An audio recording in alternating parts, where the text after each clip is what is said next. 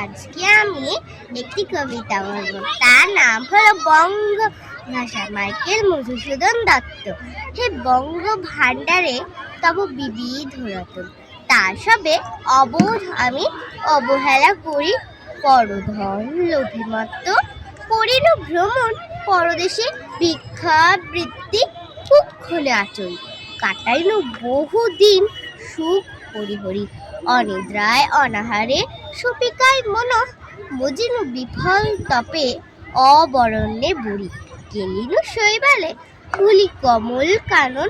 স্বপ্নে তব কুললক্ষ্মী কয়ে দিলা পরে, ওরে বাছা মাতৃকোষ রতনের রাজি। ভিখারি দশা কেন তোর রাজি, যা ফিরি অজ্ঞান তুই।